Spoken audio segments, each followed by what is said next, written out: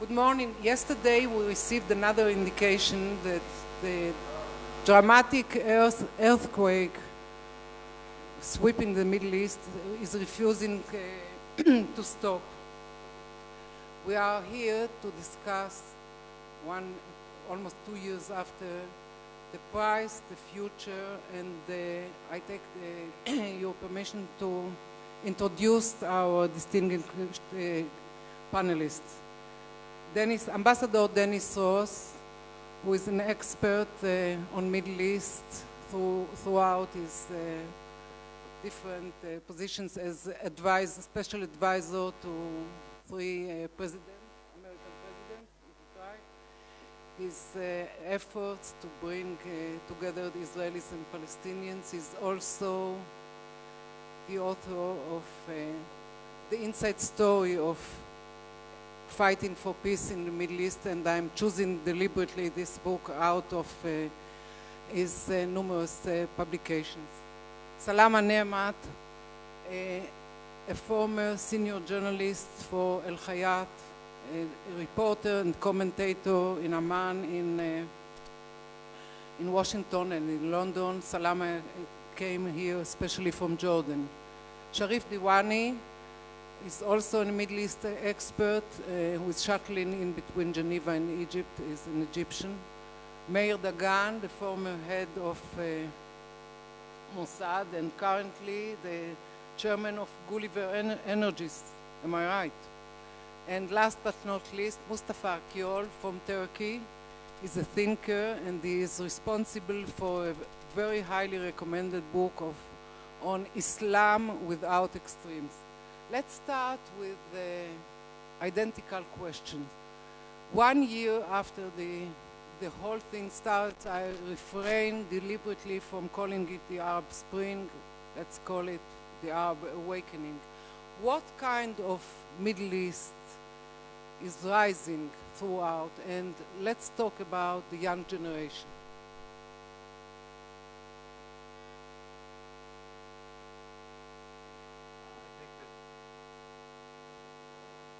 On?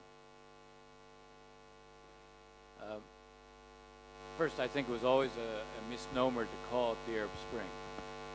The Arab Spring implied that it was this profound positive change. You don't hear me?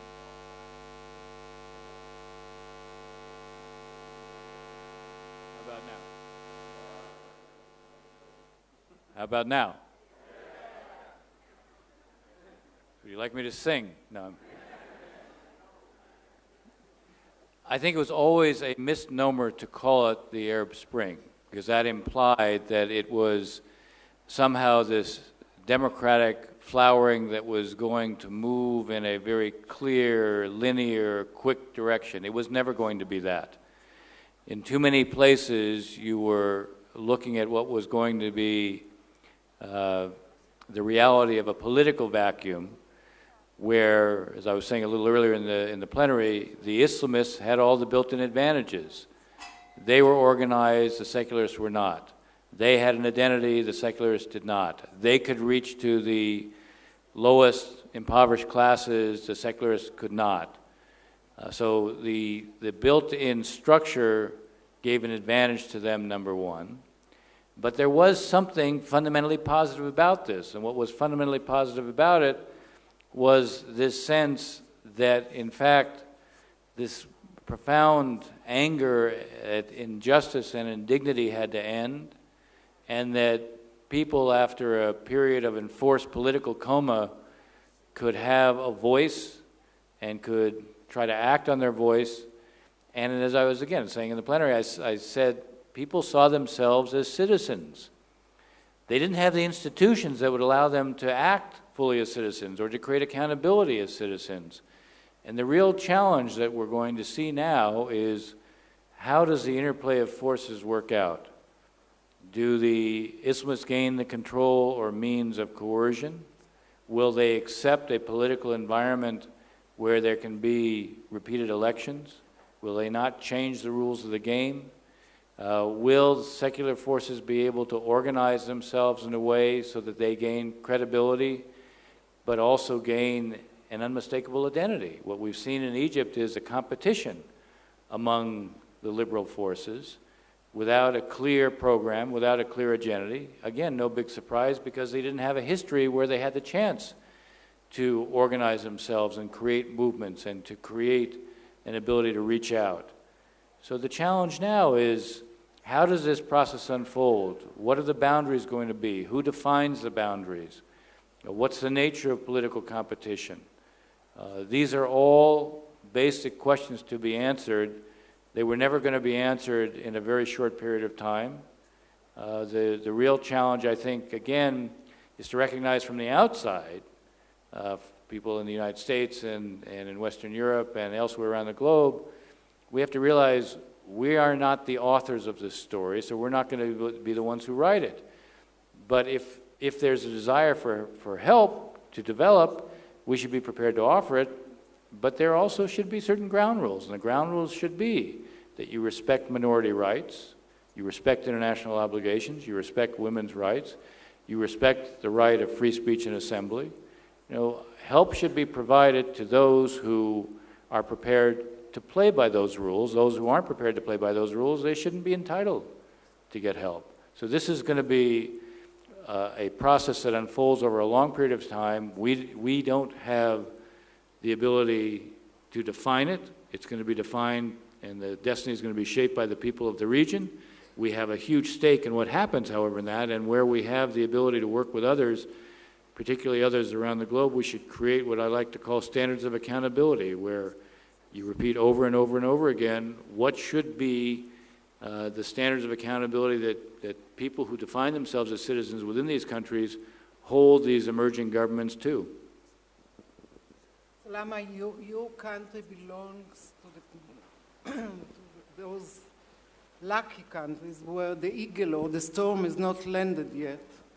Do you see any preparations, any special preparations or measures taken by the regime so that people will not be out in the streets? Or do you see that the danger is still there? Well, the fact is the people are out on the streets on a weekly basis now. And the numbers are not as big as we've seen in other countries of the Arab awakening. And that goes to a number of reasons. Number one being the regime ruling in Jordan has never been as brutal as let's say, the Syrian or Libyan regimes. We have no opposition figures in jail.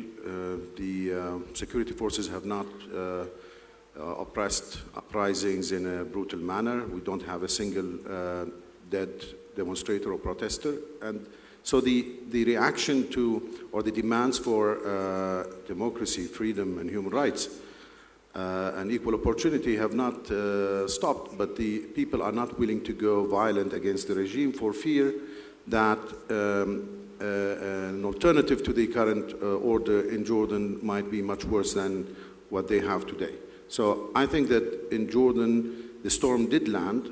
The country withstood the storm, the regimes withstood the storm, offered a number of reforms, concessions, constitutional reforms, and other concessions to the opposition, but it did not actually give up the fundamentals of the constitution, which makes the king continue to be the head of the executive authority.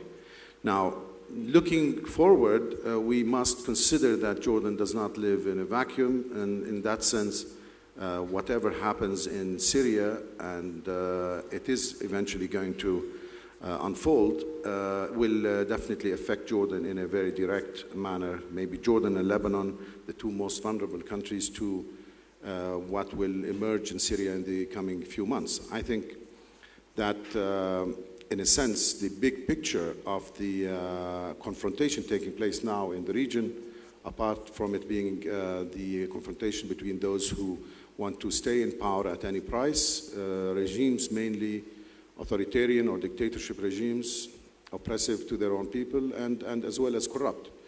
These are the regimes that have survived the Arab Spring are maneuvering to maintain their status, their position of power, to give up only as little as possible.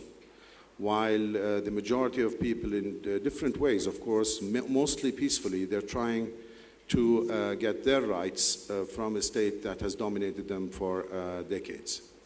So apart from that, there is a bigger confrontation, which is a superpower confrontation, if you like, with the United States and its allies in the region versus Iran and its allies in the region, if you like. So we have what used to be formerly the axis of evil, whether it's an accurate term or not, is in confrontation now, not only with the West in general, but also with the moderate regimes in the region, moderate meaning not allied, in this case not allied with Iran, or the Syrian regime, or Hezbollah, or other radical forces. That big confrontation means that whatever happens in Syria, it's going to bring the confrontation between the United States and its allies with Iran to a head, in the sense that Iran considers Syria a very important foothold on the Mediterranean or in the region, and it will fight. There is no question about that. Russia, for its own geopolitical interests, is fighting against the fall of the regime, or at least is trying to extract concessions from the United States in return for backing a regime change in Syria, hopefully peacefully, though it doesn't look like it.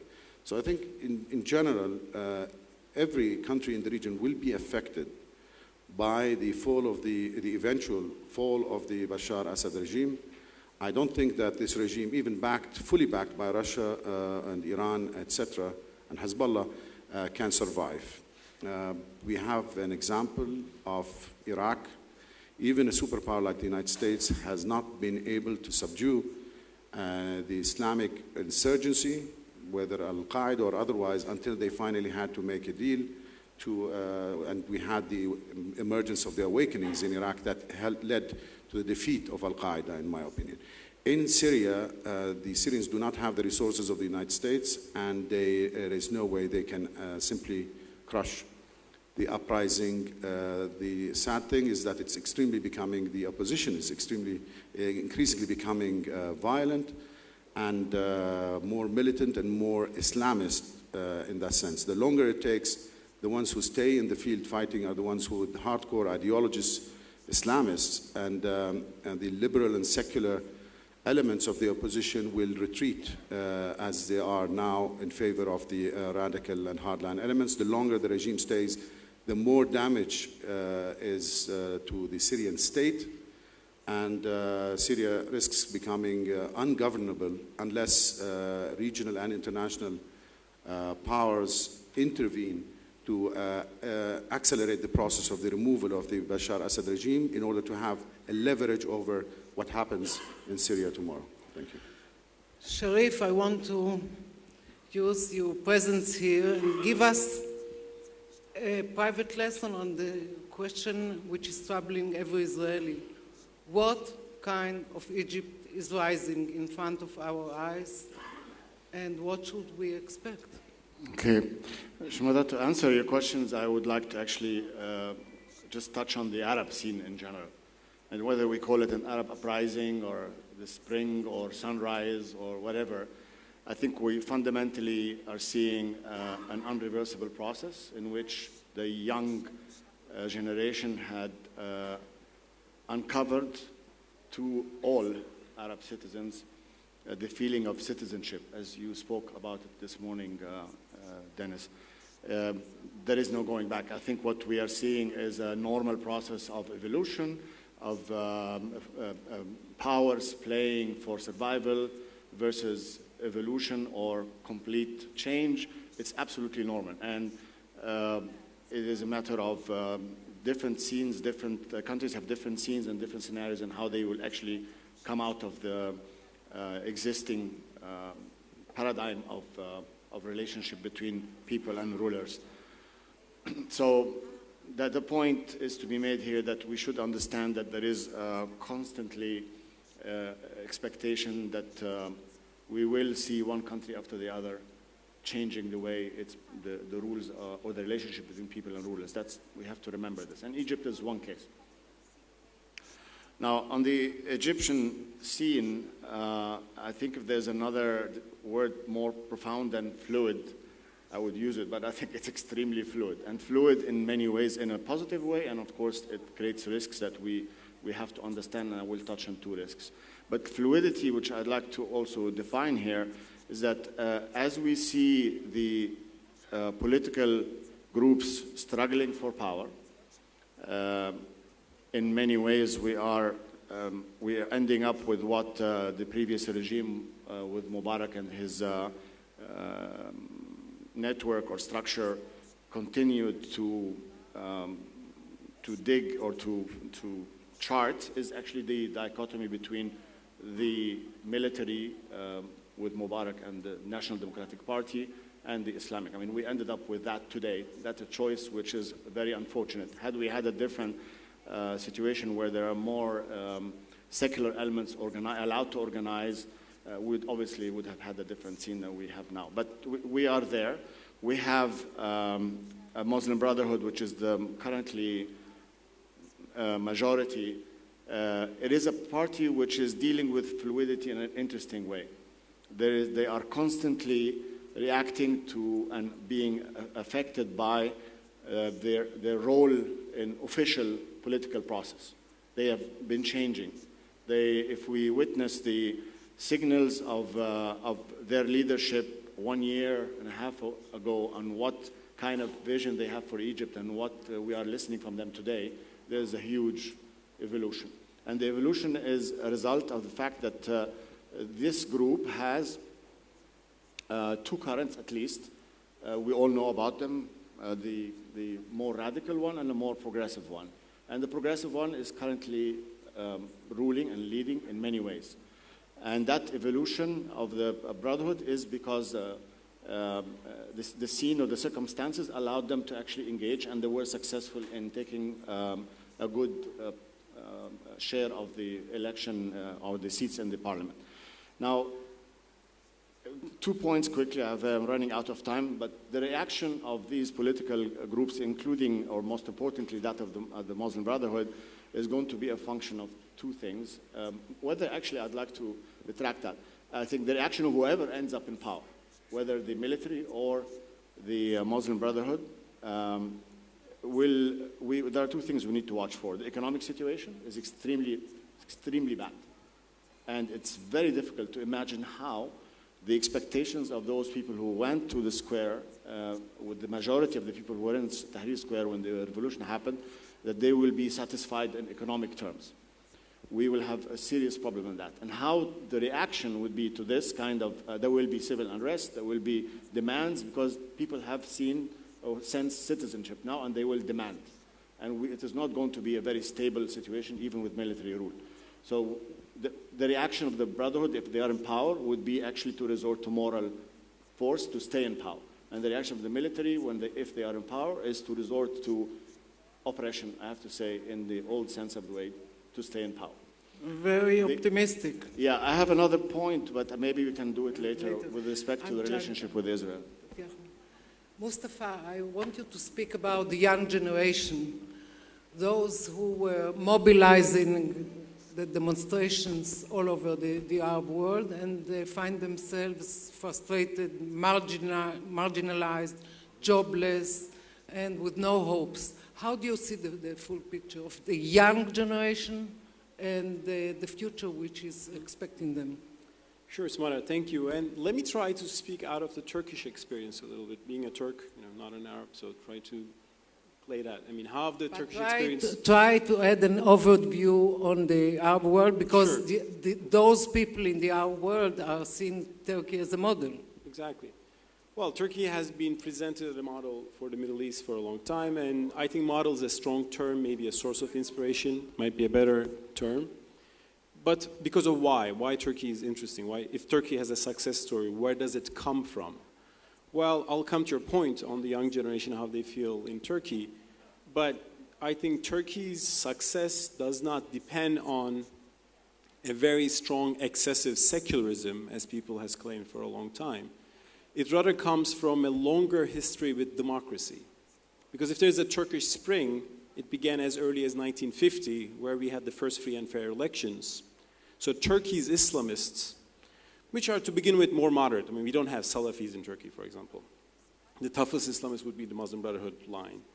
But even they have been engaging in democracy since 1950, so they made many trials and errors, and ultimately they learned better and better to be pragmatic. That's one thing. So I think Turkey's success story has a lot to do with this democratic experience.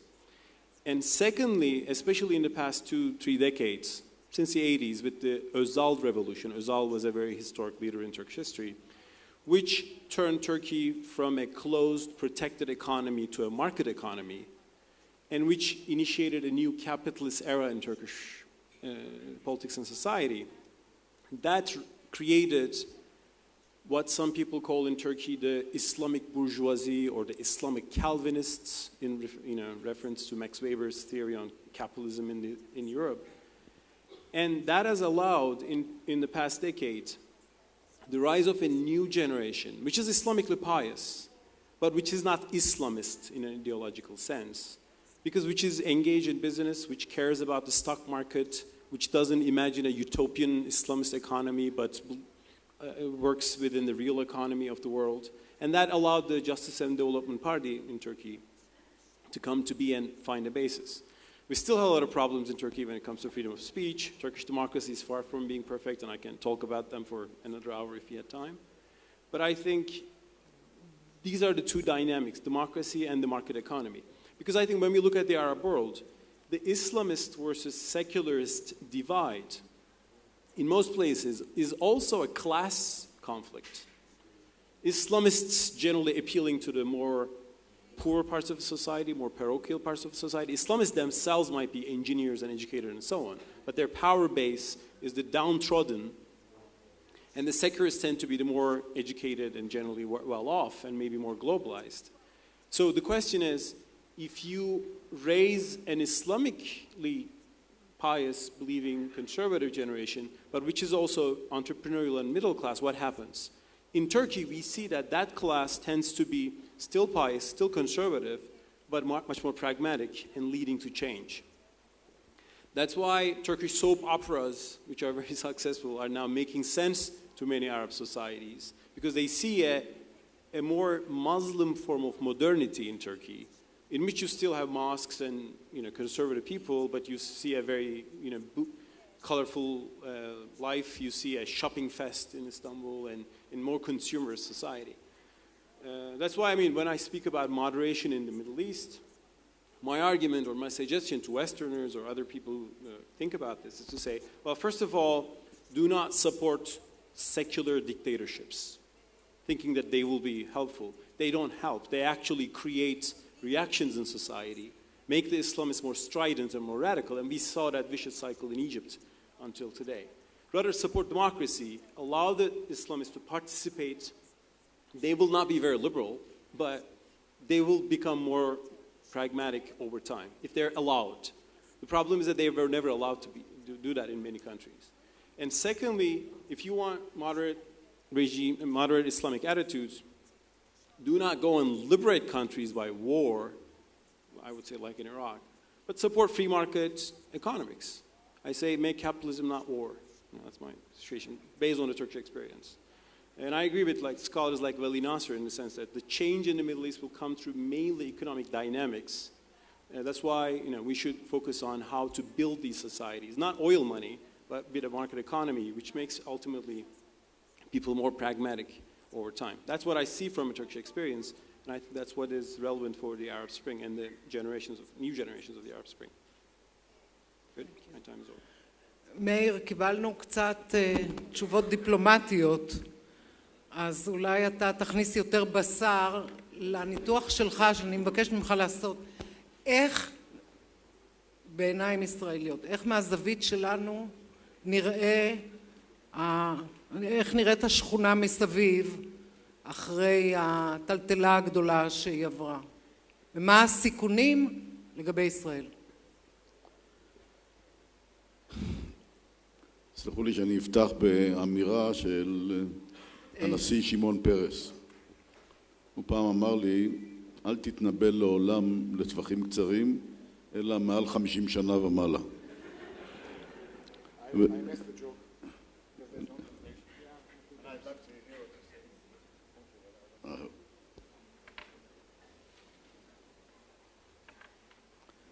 And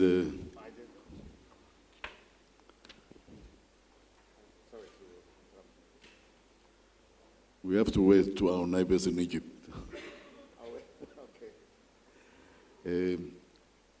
הוא אמר לי, צריך להתנבל ל-50 שנה קדימה. פעם אחת, לא בטוח שמישהו יזכור בעוד 50 שנה מה אמרת, ומישהו יזכור, כנראה לא תהיה בסביבה להתווכח איתו. אני אשתדל לא להתנבא, כולם נוטים להציג את התמונה כאילו זה אירוע אחד ששוטף את כל המדינות. אני מסכים שלוח הזמנים התחיל פחות או יותר באותו זמן, אבל כל מדינה עם המיוחדות שלה ועם הבעיות הפנימיות שלה, ואי אפשר להשוות את הבעיות במצרים לבעיות בסוריה, והבעיות בלוב לא דומות לבעיות בתימן, ואני חושב שהאירועים האלה הם עומדים בפני עצמם. אני חושב שכל אחד מיוחד במינו. אם הייתי מסתכל על השעה, הייתי מגדיר כך. אחד, בכל משטר שהייתה שאלה של לגיטימיות של השלטון, התנועה המהפכנית הפכה להיות אלימה והפעילה אלימות מזוינת כנגד המשטר. אנחנו רואים את זה באותם מקומות שהשלטון נתפס בכוח על ידי מנהיגים צבאיים. לעומת זאת, במדינות שבהם יש מלכים שהם היו תמיד פשרה של קואליציה בין משפחות חזקות ובין שבטים, אני לא חושב שישנה שאלה לגבי הלגיטימיות. מכנה משותף נוסף, זה התחיל באירועים של צעירים, שמאחר והם היו פחות מאורגנים ופחות בעלי יכולת להתמודד באתגרים שהשלטון מציב להם, מהר מאוד האופוזיציות המאורגנות של האסלאם הרדיקלי תפסו את נקרא לזה, את קרני המהפכה והתחילו להוביל את זה. אם אני אנתח את זה, לפחות בקרבה של המדינות בסביבתנו, הייתי מגדיר שבסוריה המצב הוא מאבק בין המיעוט העלאווי השלט לבין הסונים. המאבק הזה איננו חדש, הוא מאבק ישן. הוא כבר הציג את עצמו בעבר מספר פעמים דרך הפיכות ומהפכות שקרו בסוריה, ואני לא בטוח לגמרי מה תהיה התוצאה של העימות הזה. מבחינתנו כיהודים, הייתי מגדיר הייתי שמח שמי שמפעיל עוצמה וכוח כנגד אזרחים ורוצח אותם, לא ראוי להיות שליט ולשבת במדינתו, במיוחד לנו כמדינה יהודית. אבל אי אפשר להיפטר ממנו גם. אתה מתכוון לנשיא סוריה. אני חושב שצריך להיפטר ממנו. וצריך לעזור לכל אחד שיעזור לעצמו ויפטר ממנו. אני חושב שמעבר לכך, בראייה הפוליטית האזורית, אני חושב שהליכתו של בשאר אסד תחליש ללא צורה משמעותית מאוד את ההשפעה האיראנית בקצה, תקרסם במעמדו ובכוחו של החיזבאללה, ותאפשר אפילו אולי בלבנון להגיע למציאות פוליטית אחרת. אני מסכים למה שסלמן אמר, שהתוצאות בסוריה יקרינו על הסביבה הקרובה. אם הייתי צריך להצביע איפה הם יקרינו, הייתי אומר בלבנון, שם תהיה הקרנה הכי גדולה, כי רמת ההשפעה ומעורבות הסורית בלבנון היא מאוד גבוהה, אבל אין ספק שתהיה זליגה של הבעיה גם לתוך ירדן וגם למדינות אחרות. לגבי מצרים, שריף דיבר, הוא אמר שהמצב נזיל. אני לא יודע להתנבא, ותלוי מאוד מה המועצה הצבאית תחליט שיהיו תוצאות הבחירות. זה לא פשוט, כי הבעיה היא לא רק ספירת קולות, היא לקבל את כל הערעורים, לספור. במצרים אני אגיד בעדינות שאף פעם לא היה חשוב איך הצביעו, היה חשוב מי ספר את הקולות. ולכן אני לא יודע בנקודת הזמן הזו מה יקרה במצרים. התופעה להערכתי עומד להימשך הרבה זמן. לצערי הרב הגורמים האסלאמיים השתלטו על חלק מהכתבת הסדר היום הלאומי בכל המדינות האלה, ואני מודה שאני ברמה האישית בזווית הראייה הישראלית מוטרד כשמפלגות אסלאמיות בעלות אג'נדה אסלאמית רדיקלית יעלו למרכזי הכוח והפכו להיות הגורם השלטוני העיקרי. אני חושב שזה יציב לנו אתגר אזורי מאוד מאוד בעייתי, גם בהשלכות שלו לתוך חברה הפלסטינית פנימה, גם ההשלכות האזוריות וגם מבחינת יצירת מכנה משותף אנטי-ישראלי שהוא נראה לי בעיה קשה. אני דרך אגב לא אומר שזה עומד להתפתח לשם, אבל אם זה יקרה, הייתי מגדיר שזה איום לא פשוט. אני כן הייתי שמח לראות שהמשטרים יעלו באמת עם נטייה יותר דמוקרטית. אבל זה משאלת לב, זה לא התוצאות. לגבי ירדן, אני חושב שכמו שנראה לי כרגע, הייתי אומר שהמלך עבדאללה עומד באתגר הזה בצורה לא רעה בכלל. אני חושב שהמערכת היחסים והדו-שיח של המשטר האשמי עם הירדנים היה תמיד הרבה יותר, נקרא לזה פתוח, ובדו-שיח שמעולם לא הביא אותם לאיזו אלימות רדיקלית קיצונית. ולכן אני מניח שבירדן השלטון ימצא את הדרך הנאותה כיצד ליישב את הרצון לרפורמות, דבר שהוא עם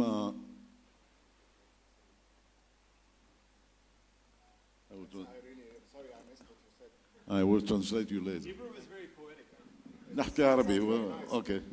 But it seems that because I am sitting with broadcasts that are reaching, but it's okay. I'm sorry that for me to speak in Jerusalem in English, it's a little bit problematic. You see that? Okay. At least we feel at home. Spell two Gentiles. That's good.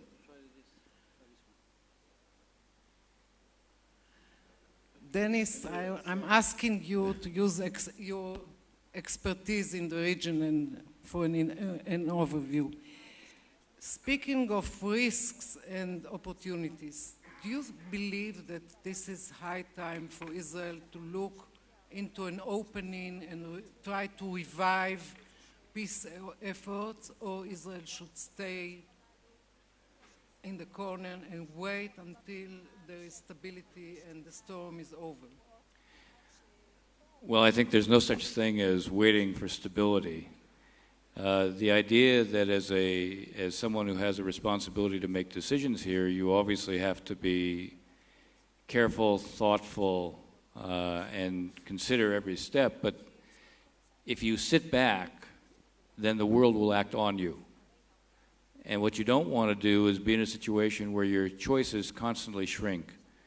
The idea that Israel can lower its head and the storm will pass it by, it would be an illusion. So if you look into the Israeli-Palestinian non-dialogue for the almost last 2 years, two sides are blaming each other that there is no serious partner, and they prefer to still in Jerusalem and in Ramallah without communicating with each other. Status quo, on the other hand, is very dangerous in the Middle East. Well, you're asking two different questions. You're asking one question as it relates to the Israelis and Palestinians, and you're asking another question as it relates to the region as a whole. We have to sit back and ask ourselves the question. The upheaval that we're seeing in the region is not related to the Palestinian issue. Mohammed Bouazizi did not set himself on fire because he was thinking about the Palestinians. The Tahrir Square was not driven by the Palestinian issue. The demonstrations that have produced a civil war in Syria were not driven by the Palestinian issue. So it isn't to say the Palestinian issue isn't an issue that matters. It certainly matters to Palestinians. It matters to Israelis. And I would say in the region as a whole, it is still a symbol that relates to a cause of justice. But what we're seeing is a reality where the relationship between ruler and ruled is being redefined in the region. If there's an issue of self-determination, it's self-determination for Egyptians so they will shape their own destiny within Egypt. The same in Tunisia, the same in Syria. So the question is, number one, as Israel watches a storm around itself, what does it do? One thing it needs to do, I think, is think about, all right, if Turkey is a potential model for many in the region, primarily because, again, what's driving this? What's driving this has been a sense of indignity, injustice, a sense of exclusion, no possibility, no sense of an economic future. And suddenly people around the region look at Turkey and they say, well, here's a successful model economically. Why can't we have that as well? Now, there's an economic dimension, there's a political dimension. Those have to be developed and defined within each country. From an Israeli standpoint, as you look at the storm, one thing, with all the difficulties, and I don't minimize the difficulties, it's important to try to find a way to repair the relationship between Israel and Turkey. That's not standing pat. Now, as it relates to the question of the Israelis and Palestinians, there's an entirely different reason. I would say there's two separate reasons for why Israel has an interest in seeing if there is something that can be done with Palestinians. One is entirely a function of Israel's own interests as it relates to the Prime Minister of Israel, Prime Minister Netanyahu, who said in the speech he gave a week before last, which I consider there were some very important statements that he made. One is he said it's in Israel's strategic interest to make peace with Palestinians, meaning it's not a favor that we do to the Palestinians. Two, he said that Israel can't become a binational state. That, again, is Israel's interest. For those... So can you send him a message from here, a very short message? What is your piece of advice? What he should do? Well, I just gave it in the plenary. I have to repeat it all over again? Okay. This is a kind of, Look, my suggestion is to continue to try to pursue a political track because there always needs to be a political process. My concern is that any political process that gets launched today, if tomorrow suddenly negotiations were resumed with great fanfare, the Israeli public and the Palestinian public wouldn't believe in it. They have looked at they each have come to doubt whether the other is serious about a two-state approach. Palestinians believe Israelis will never really surrender control, and Israelis believe that Palestinians will never really accept a real, genuine two-state solution. They look at, the mainstream in Israel looks at Palestinians and believes their definition of a two-state solution is a Palestinian state and a binational state. So what I'm suggesting at this point is that each side needs to think about the kinds of steps they could take to send a message to the other that, no, actually, we do accept a two-state approach.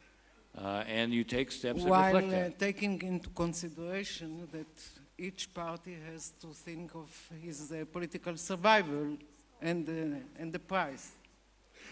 Mustafa, speaking about reviving or repairing the relations between Turkey and Israel, as the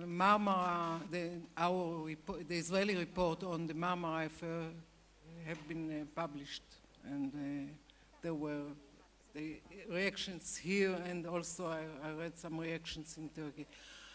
Is there a way to repair the relations? Are the relations with Israel as important in Turkey as they were in Israel?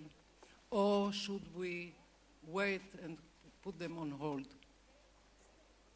There is a way to, I think, mend the relations, but from the point of the point of view of the Turkish government, it is possible that only Israel issues an apology for the deaths of Mavi Marmara. They made it clearly that that's the condition from the Turkish side.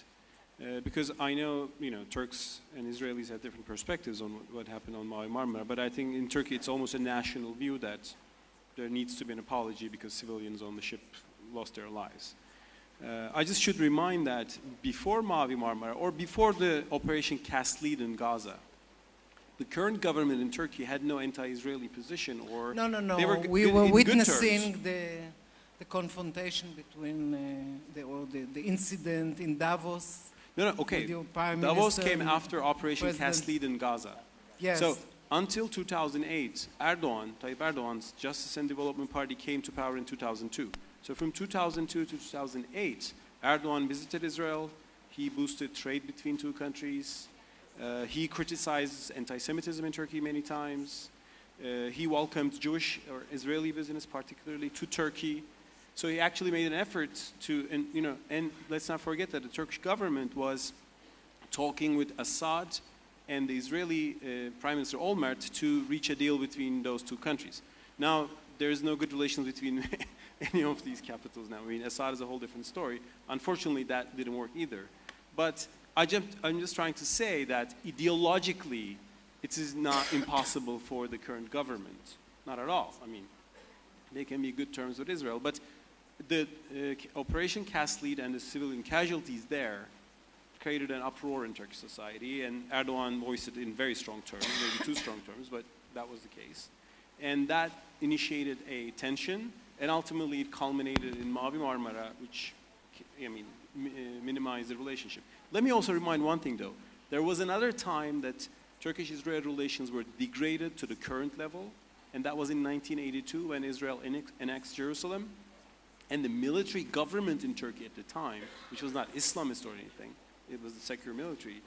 But because since there is a pro-Palestinian sentiment in Turkish society in general, not anti-Israel, but strongly pro-Palestinian, they degraded the relationships to the current level, and they were raised to the ambassadorial level only in 1991 when the Madrid peace talks began. So this happened before. I hope that Israel and Turkey will have great relations again. Do you get the feeling that once there is a an apology which is accepted in Turkey, then everything will go to the old route? I think that will I think that will change the whole dynamic. Because Erdogan repeatedly has said, that's what we demand. Erdogan's advisors have said that. And I can say that maybe Erdogan is not the most, sympathetic leader in Turkey towards Israel, but he's also pragmatic enough not to continue a disconnect with Israel. But the Mavi Marmara incident has been so important in Turkey. I know it's important in Israel too, so I'm just saying this is the view from the Turkish side, that no government in Turkey can say we're walking away from that and raising the relations. Maybe another government can say that, but I don't foresee another government coming to power, at least in the elections of 2014, because of the continued electoral success of the AKP.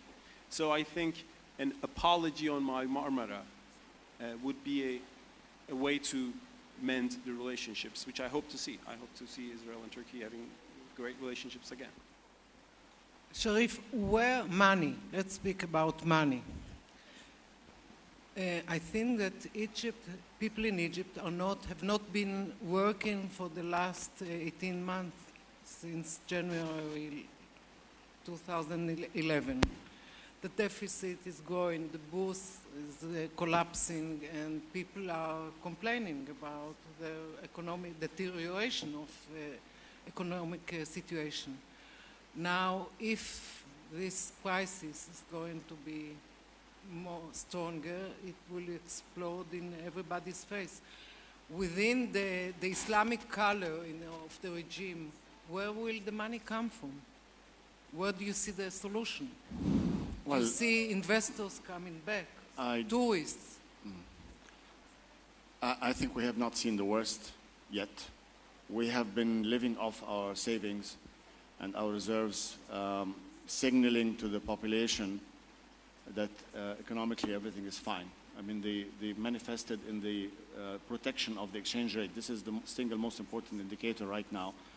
The protection of the exchange rate of the Egyptian pound versus the dollar had come at the expenses of pushing the economy to the limit of its rating, international rating. It's declined 3 times. The sovereign rating of the country, I mean, the economy. The fact that we have now almost depleted our reserves. We should imagine very soon that there will be a depreciation of the Egyptian pound, and that you will see in a very, very severe way reflected on food prices and basic commodities. Subsidy bills will go up. I mean, we have not seen the result yet. The new government will have to deal with it. Now, foreign direct investment as an answer, as a fix, I don't believe so.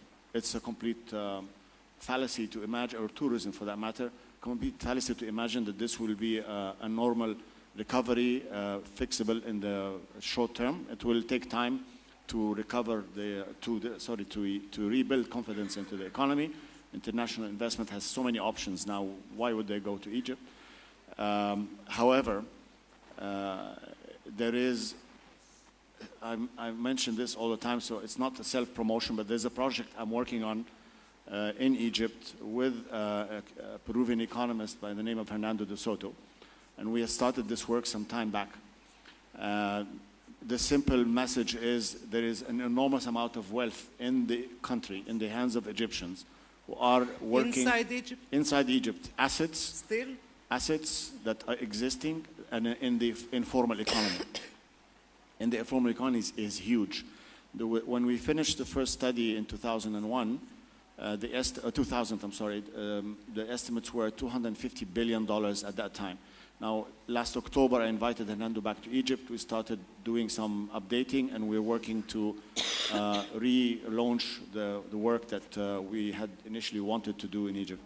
And the current estimate of the assets held by Egyptians, and that's an informal economy, meaning that it's money circulating in the system outside of the law, representing 80% of the economy. I mean, this is huge, and I'm talking about housing and business mainly. Housing assets and small businesses that are employing thousands and millions of Egyptians.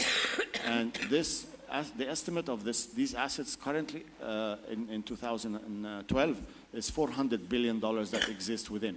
Now, they're very simple. It's a very complex process, but the simple formula is a reform system, a legislative reform that will move these huge assets from outside of the law, from its extra-legal status, to encourage it to voluntarily become part of the formal system. but let me ask you a question which is troubling me.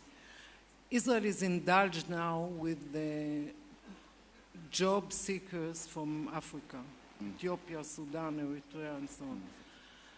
Do you see a possibility that hungry Egyptians will become job seekers in Israel as well? No, not to the risk. I mean, of course, there could be, but it's not going to be to the extent that it becomes a risk. I mean, we have Europe. Egyptians are more likely to go to Europe. We are yeah, so you will neighboring have some. country. You will have some, but it's not a very easy. We have a wall now coming up, so it's not going to be easy. But no, I mean, I'm saying that in a realistic way. I mean, in a friendly way, in an objective fashion. It is not the most attractive option for Egyptians to come and live here. I have a secret to tell you. I have a secret to tell you. There is a community of Egyptians living in Israel. I know. Job seekers. I know. Yeah, but it's not a risk. Since I have the microphone, can I answer an earlier question to add to what Dennis was saying? And I say this hoping to make a positive impact. I am perplexed at the ability of Israeli government to rule or to govern and to make policy by paranoia. It's impossible that up till now, after so many years, proving your military might and your ability to fend through very difficult, hostile, different types of attacks, from military to other religious or ethnic and racist hostility that comes from the region. For me, it is really perplexing and frustrating that Israel still has to feel the paranoia it feels today. I am fundamentally and deeply convinced. If you were in our place, surrounded by Islamic regimes, how would you? I understand the source and the history behind it, but it is I'm saying this because it's for the own good of Israeli society to start to find safer grounds beyond paranoia. It's impossible that you can live in the neighborhood with this kind of paranoia. And there are strategic reasons why you should move out of this. And one of them was mentioned by Dennis. The evolution of the region here is going to define a new relationship between Israel and its neighbors. And I am also, if I may take the chance also, I'm very disturbed by what Henry Kissinger said yesterday by saying that recognition of the Israeli state is not sufficient for peace, reflecting, of course, he is mentioning or referring to the Arab Peace Initiative. I would add to Dennis's recipe this morning the 6 steps on both sides in confidence building. I would add, please consider the Israeli Peace Initiative, which you know about, and many, I'm sure many Israeli people know about, not sufficiently. Officially, Israel is not responding yet. Israeli Peace Initiative needs to be put forward. Something needs to be in reaction to the Arab Peace Initiative. Sufficient or not, that is not enough to say. It is more important to react and to say we do want peace. Here is how we see it. Presented to the Arab public opinion. I'm so happy to hear this. I mean, I'm delighted. Thank you. This is a great, heartwarming. Thank you. And you know why I'm saying this? Because right now, we saw last 2 days the problems on the borders between Egypt and Israel. Now, I can tell you for a fact that Egyptians, Muslim Brotherhood, Salafis, do not want conflict with Israel. It is beyond rational. It is a dark corridor and an uncertain future. It will drag if I'm talking from the Egyptian point of view, it's impossible to do. But I fear sincerely that we could be dragged into a conflict by many such incidents that happen on the border. And we should not wait for this to happen. Something needs to be, we should preempt this by building a much stronger, much more credible vision of the future. Is on your side. No, I'm sorry. It is actually, no, I have just mentioned the Israeli Peace Initiative as one. There is responsibilities on everybody's side. But you are a stable society, you are an open society, and you have the ability to actually provide a vision. You made a vision for yourself, and you realize your dream here in a country in such a short period, which is amazing. I mean, it demands respect, and it has respect in the Arab opinion, by the way. It has the respect of Arabs, what you have done here. But it is difficult to express this respect if there is such a lack of understanding of where do you see the vision in the neighborhood, where do you see yourself in the neighborhood. Right now, from an Arab point of view, unfortunately, we see a very paranoid state where, understandably, but without a vision of how can we live without that paranoia. So I will stop here and... Salama,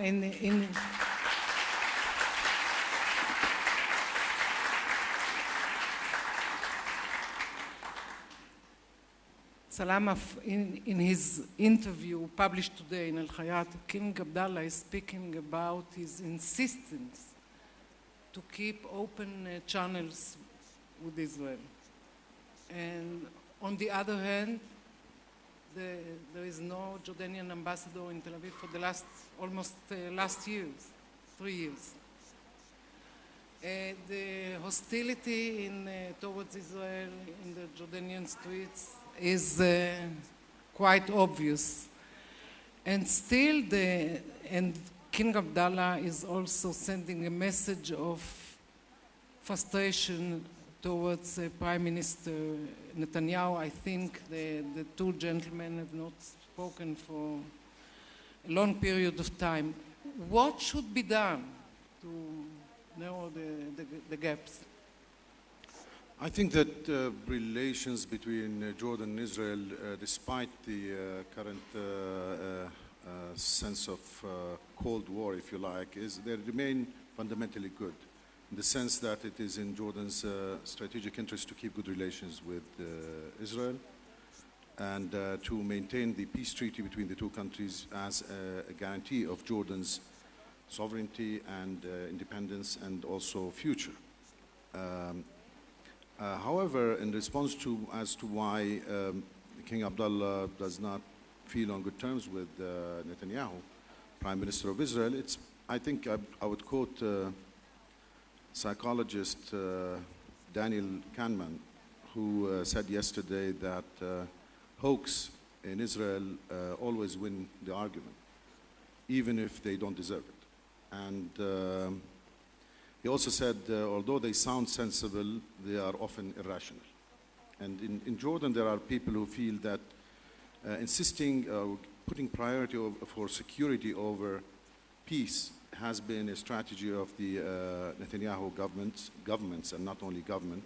And that has created a sense of a disconnect with people who feel that justice and peace are a prerequisite for security. So, and I would like here to quote from Secretary of State, former Secretary of State Henry Kissinger yesterday, something I thought was positive, which is when he referred to Israel's need to make peace based on justice and equilibrium. And I assume here he's meaning justice for the Palestinians and equilibrium with the Palestinians, in the sense that you need to empower the weak in order to be able to bring them to a level where they can make a deal with you. And that is something actually commendable that I heard yesterday. Now, would that actually make a difference? I think Jordan has peace treaty with Israel. It wants to have better relations with Israel, but often it seems from a Jordanian perspective that a government in Israel that speaks of the need for peace, but at the same time continues to build illegal settlements in territories it's supposed to exchange with the Palestinians in a two-state solution, does not instill confidence in people who believe in peace. You either want to make peace based on a two-state solution, or you want to continue to swallow lands belonging to other people who want to establish their own state. This is the logic in Jordan and throughout the Arab world. And I'm afraid, as we've heard earlier, Israel has not responded properly to the Arab initiative. They could have countered with their own initiative that they see as more viable. But it is important to note that time is not on Israel's side or anybody's side in terms of the Palestinian-Israeli issue being increasingly marginalized due to bigger concerns and strategic concerns in the region, in the eyes of the superpowers as well as countries in the region. And if I may add just one more thing, and I think this is not new, this marginalization started with the 2003 war that toppled the Iraqi regime. The rise of Iran's influence in Iraq and in the region has made priorities not only for countries like the United States, but also priorities for regional countries. Saudi Arabia, Jordan, the Gulf states are now more concerned with the Iranian influence and threat of instability than they are with the Arab-Israeli conflict. I actually stopped calling it Arab-Israeli conflict, and now I call it Israeli-Palestinian conflict, because most Arab countries, if not all, have more pressing concerns, security concerns, as well as strategic concerns than the Palestinian-Israeli. So this marginalization might be a good thing. Maybe finally the Israelis will realize that they have to make peace with their own neighbors, regardless of what other people think, because the other countries in the region have their own priorities, which do not necessarily, comply or go along with the Israeli priorities vis-à-vis the Palestinians. Thank you. כמובן שהיינו צריכים להיכנס ליותר שאלות, אבל בכל זאת, מאיר, אני פונה אליך לשאלה האחרונה לפני שנפתח את הדיון. איפה אתה רואה סיכונים ואיפה אתה רואה הזדמנויות? ואם שמעת את כל הדוברים כאן מדברים על הצורך שישראל תיזום, שישראל תציג תשובה לתוכנית השלום הערבית, שישראל תעשה מהלך כלשהו. איפה אבל ההזדמנויות, איפה הסיכונים במצב הנוכחי? א', אני חושב שעם סיכונים באים הזדמנויות. הם לא קורים בעצמם. זה נכון שאתה צריך להיות מחושב מאוד קדימה ולנסות לתת מענה לאיומים, אבל אני חושב שאנחנו נמצאים היום במציאות מאוד ייחודית שלא הייתה אי פעם בעבר בהיסטוריה הישראלית. יש לנו ליגה ערבית פחות לעומתית. ליגה ערבית... יותר עסוקה בדברים אחרים. לא. ליגה ערבית שהאלמנטים הרדיקליים בהם נעלמו. סדאם חוסיין מת, קדאפי הלך לעולמו, בשאר אסד, אני מקווה שהוא יצטרף אל חבריו, אבל... ואלה...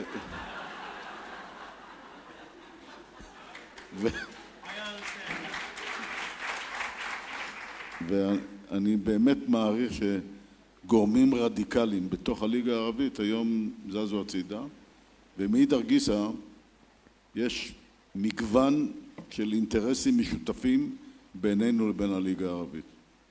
יש לכולנו את האתגר האיראני.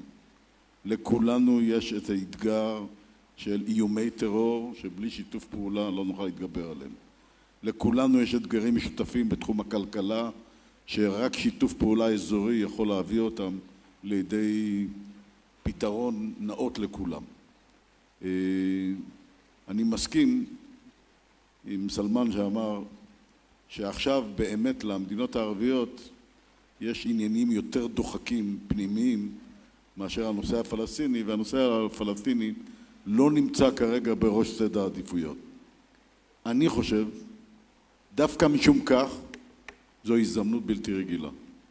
כי אתה יכול להגיע אולי לדיון עם הפלסטינים ללא השפעות שליליות זרות, אלא אתה יכול לדון איתם אולי ברמת ניקיון אחרת.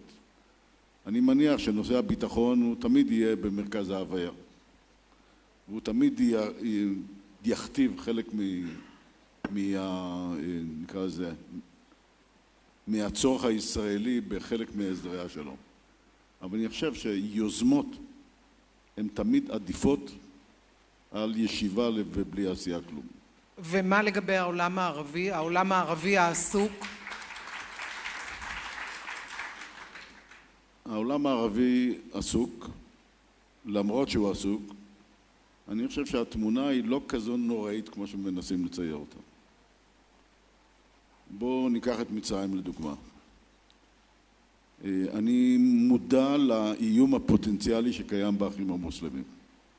אבל כשאני מסתכל מהם האתגרים שמצרים עומד בפניהם ומה יהיה סדר העדיפויות של האחים המוסלמים, אני חושב שבעיות הפנים, השסעים בתוך החברה המצרית, הבעיות הכלכליות, הצורך לתת לחם על השולחן וחינוך נאות לאנשים, בעיית מי הנילו שכרגע מתחילה לצוף על רגע הקמתה של דרום סודן וישנה פתיחה בעצם של הסכמי המים של הנילוס, יוצרת לדעתי הזדמנות נדירה שיכול להיות, מאחר ואני מקבל דרך אגב, שחלק מהגורמים של האחים המוסלמים הם גורמים פרגמטיים בקצה.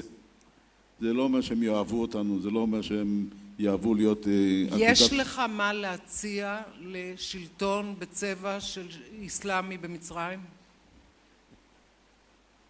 אני חושב שכן. אתה מוכן לשתף אותנו? אני חושב שישנם מספר אתגרים שהם משותפים לנו ולמצרים, שהם לא פשוטים. נתחיל בתחום הכלכלי. נמשיך בסוגיות אזוריות שמחייבות תאום. בואו ניתן דוגמה פשוטה. בואו ניקח את ניצול האזור, ההתעניינות הכלכלית שנמצא בים התיכון. בואו ניקח עוד נושאים נוספים כמו בעיות מים או דברים אחרים. אני חושב שיש מטען משותף ובסיס משותף לפתיחת דיון פרגמטי. האם זה יהפוך אותם לציונים? התשובה היא לא. הם לא יהפכו להיות ציונים. אף אחד לא מצפה מהם להיות ציונים. האם זה יכול להיות איזשהו בסיס לאיזשהו דיון ולהיכנס לאיזשהו שיתוף פעולה מסוג אחר?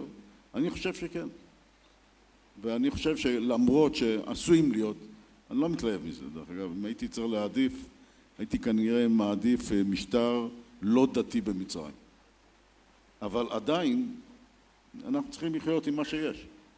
אני חושב שבתוך... שכנים לא בוחרים. לא שכנים ולא משפחה. מה לעשות? ולכן אתה צריך להסתדר איתם הכי טוב שאתה יכול. אני חושב שהמצב עם ירדן, למרות שאין שגריר פה, אני חושב שהצינורות ההידברות הם פתוחים, ומערכת היחסים והאינטרסים הבסיסיים של ישראל וירדן הם די דומים. הם לא שונים בהרבה. ולכן מהווים לדעתי בסיס יוצא מהכלל. אני אמחיש את זה בדוגמה. עיראק צריכה להעביר סחורות לאירופה. דרך איפה היא תעשה את זה? אם היא עושה את זה דרך ירדן, האינטרס להגיע לשיתוף פעולה עם ישראל הוא כמעט אוטומטי.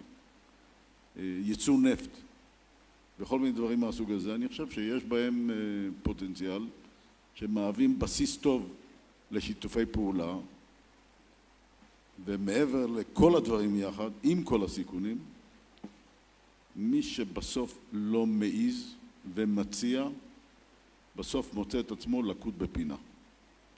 אני חושב שמדינת ישראל, במציאות שבה היא נמצאת, עם כל הסיכונים, אסור לה להימצא במצבי פינה. היא צריכה תמיד לפתוח מגוון אופציות יותר רחב ואלטרנטיבות יותר רחבות. ואני חושב שאחד האלטרנטיבות שפותחות בפנינו אופציות זה להגיע לאיזשהו דיון אחר עם הליגה הערבית ועם הפלסטינים על מנת דיון בשביל לנסות לקדם את האינטרסים המשותפים.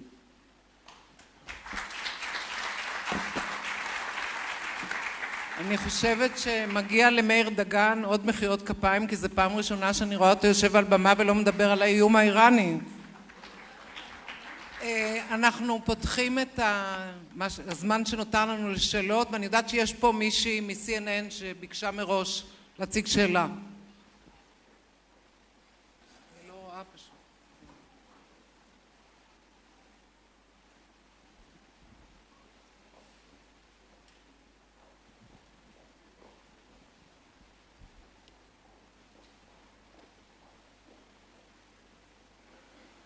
תודה רבה.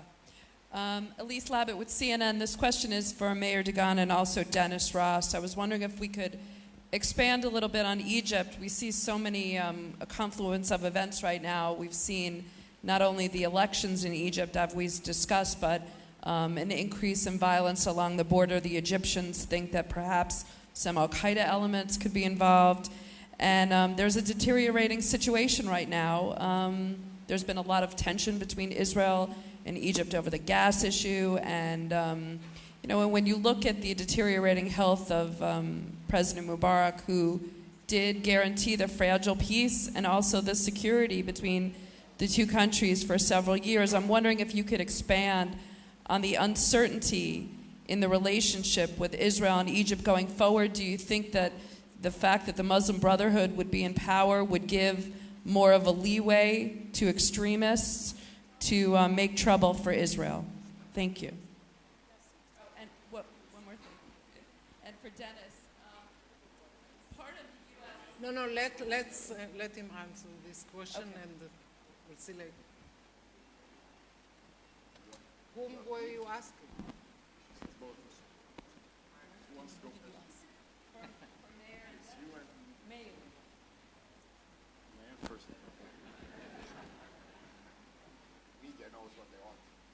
The question was a very long one. If you can start from the beginning, maybe I will remember my answer.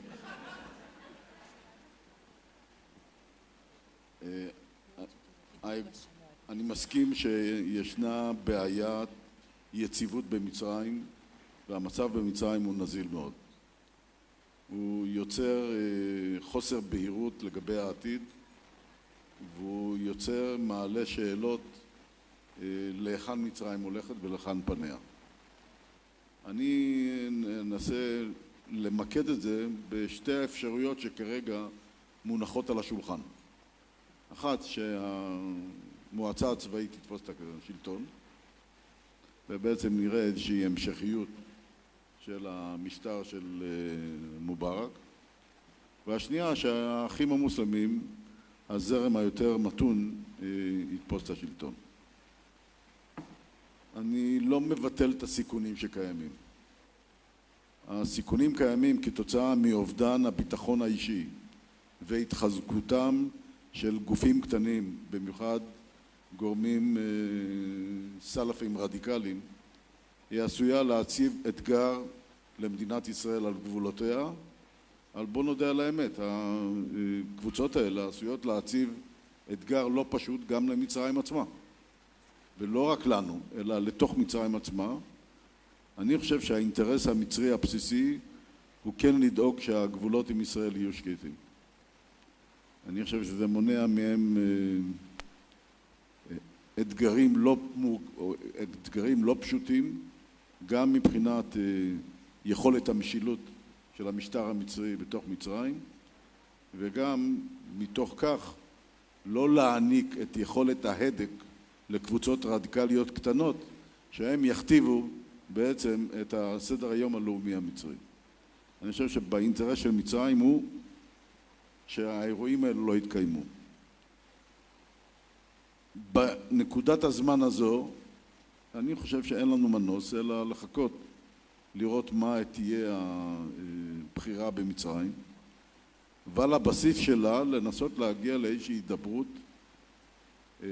רחבה בהרבה מאוד תחומים, כמו שעשינו בעבר עם המצרים. דרך אגב, לא תמיד הם הסכימו איתנו, אבל אני חושב שישנו בסיס אמיתי וכן להידברות, אם לא משנה מי יישב במשטר המצרי. רק רגע. First, I think we have to, just to pick up on what Mayor was saying, we're going to have to see exactly what begins to emerge over the next couple of weeks. If one assumes that you're going to have a president who is from the Muslim Brotherhood, the relationship between the president and the Supreme Council of the Armed Forces is going to have to be sorted out.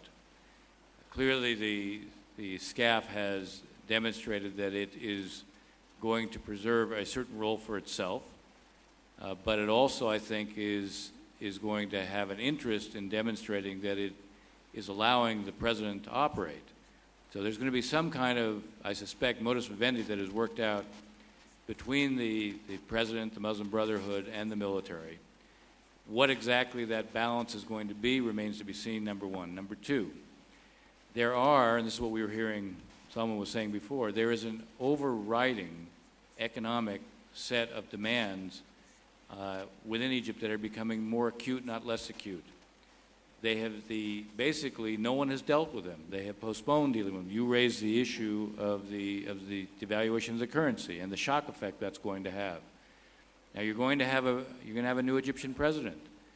The Muslim Brotherhood has to decide for itself, how is it going to define its role? Is it going to deal with the problems of Egypt, or is it going to try to create a narrative of blame to avoid dealing with the problems of Egypt? You see your government ready to cooperate and work hand in hand with an Islamic president, Islamic government, Islamic parliament? If it plays by the rules. If it doesn't respect the treaty with Israel, the answer is no. If it does respect the treaty with Israel, the answer is yes. If it respects minority rights, yes. If it doesn't respect minority rights, I think it's going to be very problematic. I think the United States, and not just the United States, others will establish certain ground rules. You know, if you have an Egyptian government that's going to deal with its problems, if the priority is going to be, we have immense problems internally and we have to address them. We understand on our own it's going to be very difficult to do so. Even with the model that you were defining, that there are all of these, in a sense, hidden resources that are available within Egypt, there still is going to have to be some kind of mechanism to draw on them. And the truth is, Egypt's economy is connected to the world's economy. So if it's going to function, it's going to have to play by a set of rules. Again, I would detail the key rules are going to be, if anybody in Egypt thinks that they're going to be able to develop Egypt by engaging in conflict with Israel, that's a mistake. If they think that they're going to be able to modernize Egypt and to use the term that the Muslim Brotherhood was using, create a renaissance within Egypt, they're not going to create a renaissance in Egypt if they're going to go to war, or they're going to foment conflict, or they're not going to respect the Treaty of Peace with Israel, or they're going to subject the Treaty of Peace to a referendum and say, gee, it's not us, it's the public. They understand. You do that, you lose. And so if your priority is to deliver, then you're going to have to operate a certain way. If the priority is to play identity politics and try to create a narrative of blame, it's hard for me to see how that benefits them, because I don't see how an Egyptian public that has discovered a voice after 40 years of not having it is going to surrender that voice. Before we conclude, I'm going to challenge you. Can I share one piece with of information? no. One piece of information on the brotherhood and the relation with Israel. Just a minute. One or two sentences coming from each other. Where shall we look in the coming year? What is your recommendation, taking into the consideration that the region is boiling? Where shall we look? I think with countries like Egypt, people speak about the Turkish model, and it's not too bad.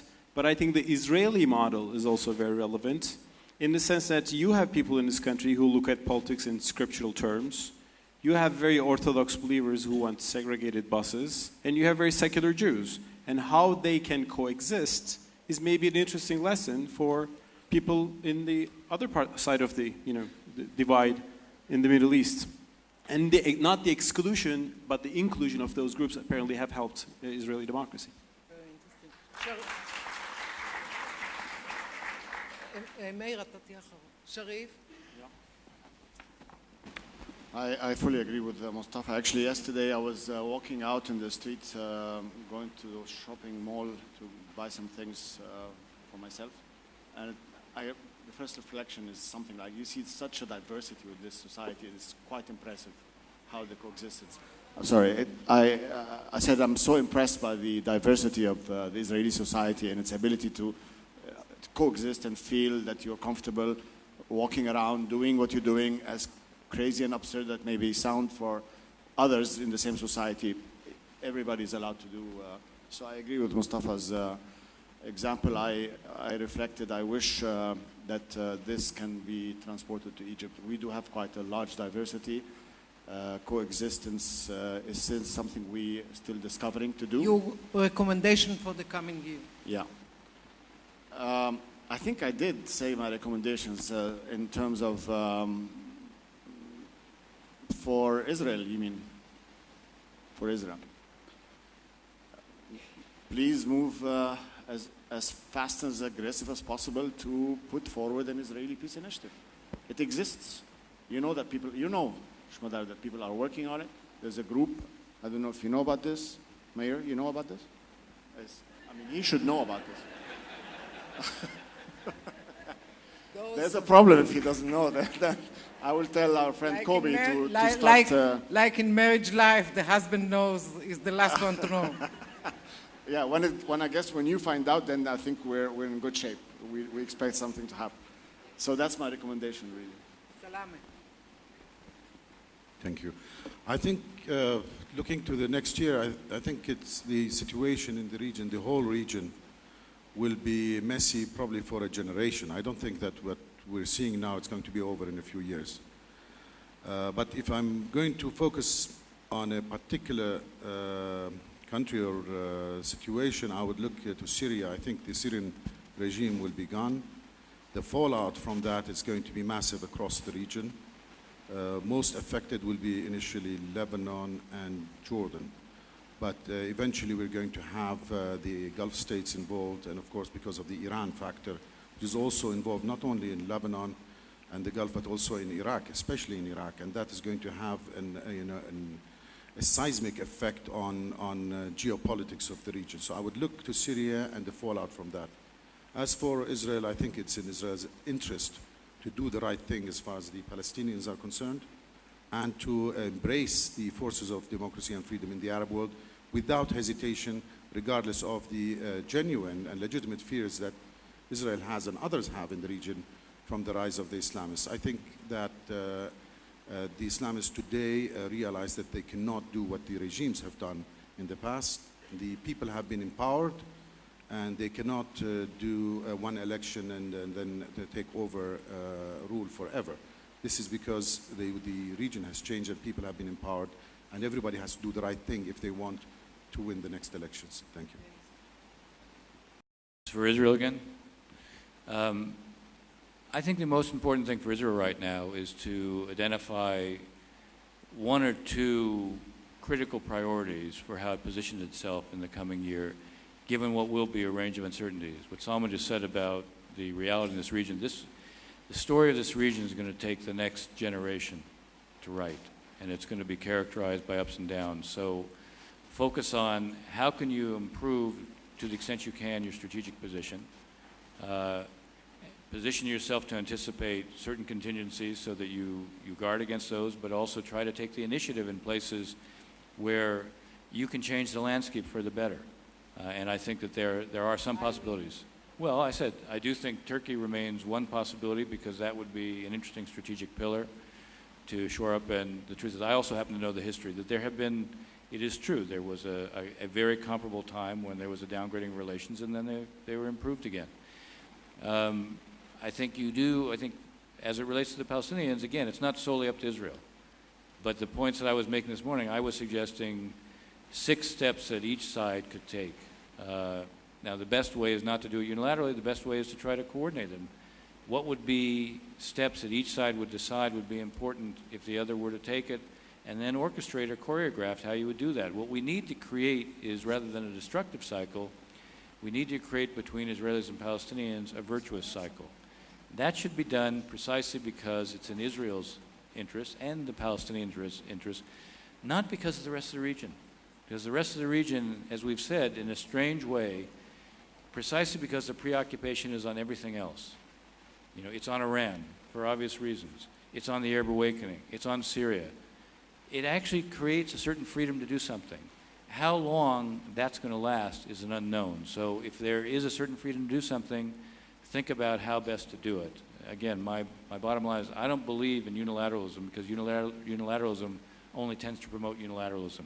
I want to see what is mutual steps that can be taken, but sometimes taking an initiative can be the key to triggering mutual steps.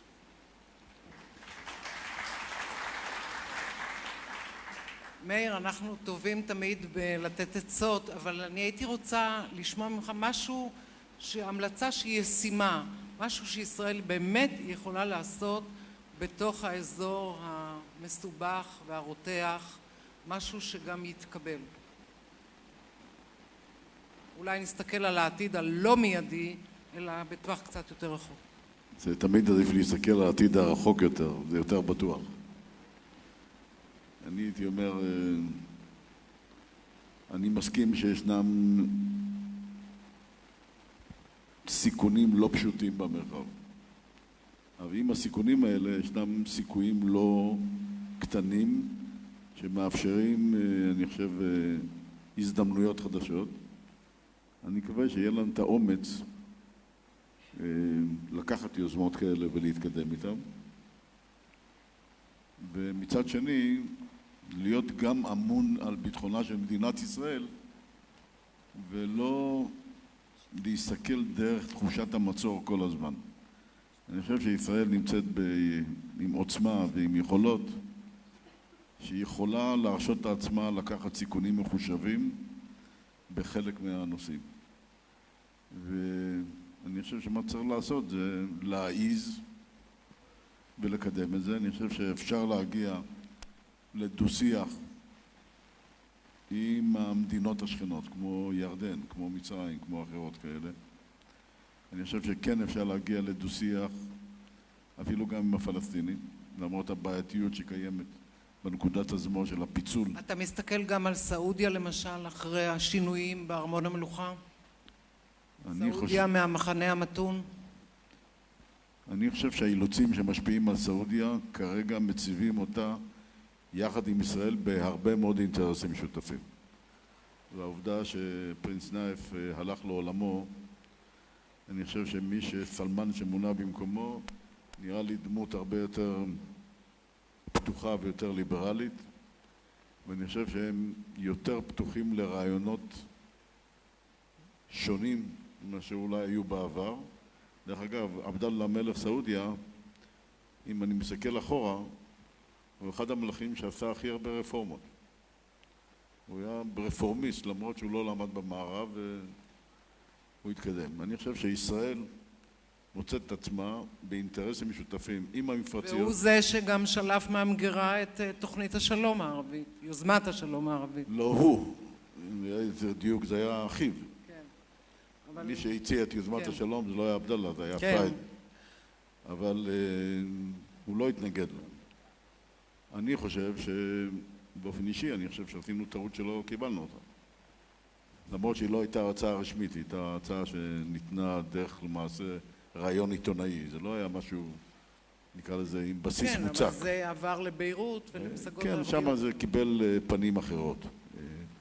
אני חושב שהזדמנויות כאלה קיימות, ואני חושב שחובה לנצל אותם.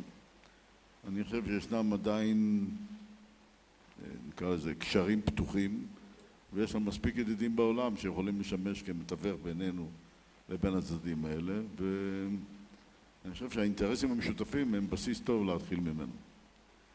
ואני מקווה שיהיה לנו את האומץ לקחת את הסיכון הזה ולהתקדם, אחרת נתקפד ונחיה במצור.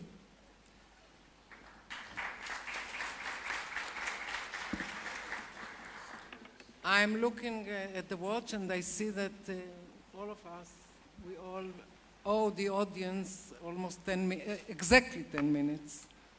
And I hope it will not disappointing, and I think that the discussion was very fruitful, and I would like to thank every one of you. Thank you very much.